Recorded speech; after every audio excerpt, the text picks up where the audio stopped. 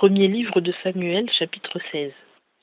Et l'Éternel dit à Samuel, « Jusqu'à quand pleureras-tu sur Saül, puisque je l'ai rejeté, afin qu'il ne règne plus sur Israël? Remplis ta corne d'huile et va, je t'enverrai vers Isaïe, Bethléemite, car je me suis pourvu d'un de ses fils pour roi. » Et Samuel dit, « Comment irai-je? Saül l'apprendra et me tuera. » Et l'Éternel répondit, « Tu emmèneras avec toi une jeune vache et tu diras, « Je suis venu pour sacrifier à l'Éternel. » Et tu inviteras Isaïe au sacrifice, et je te ferai savoir ce que tu auras à faire, et tu oindras pour moi celui que je te dirai.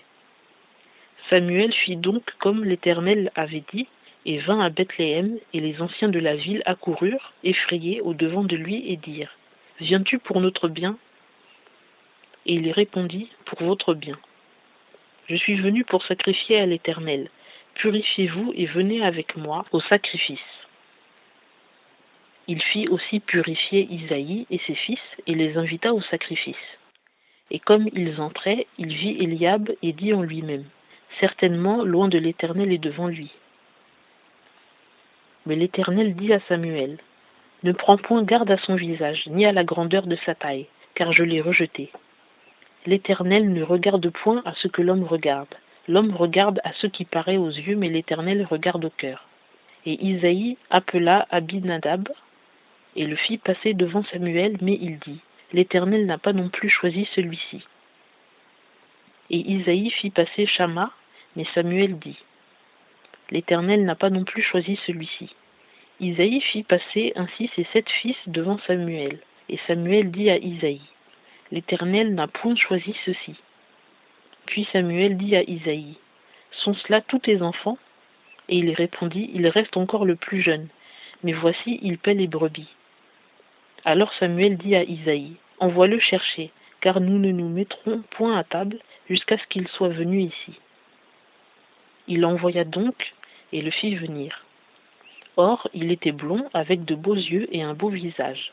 Et l'Éternel dit à Samuel, « Lève-toi et oins-le, car c'est celui-là. » Alors Samuel prit la corne d'huile et l'oignit au milieu de ses frères, et depuis ce jour-là, l'Esprit de l'Éternel saisit David.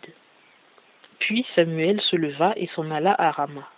Et l'Esprit de l'Éternel se retira de Saül, et un mauvais esprit envoyé par l'Éternel le troublait.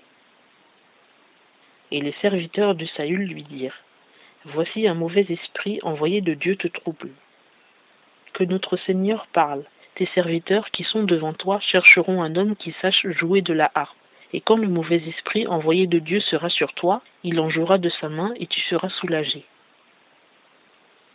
Saül dit donc à ses serviteurs, « Trouvez-moi donc un homme qui sache bien jouer et amenez-le-moi. » Et l'un de ses serviteurs répondit et dit, « Voici, j'ai vu un fils d'Isaïe, le Bethléemite qui sait jouer.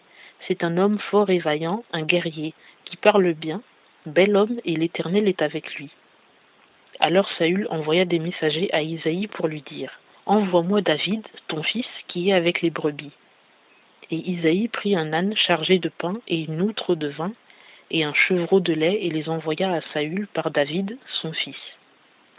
Et David vint vers Saül et se présenta devant lui.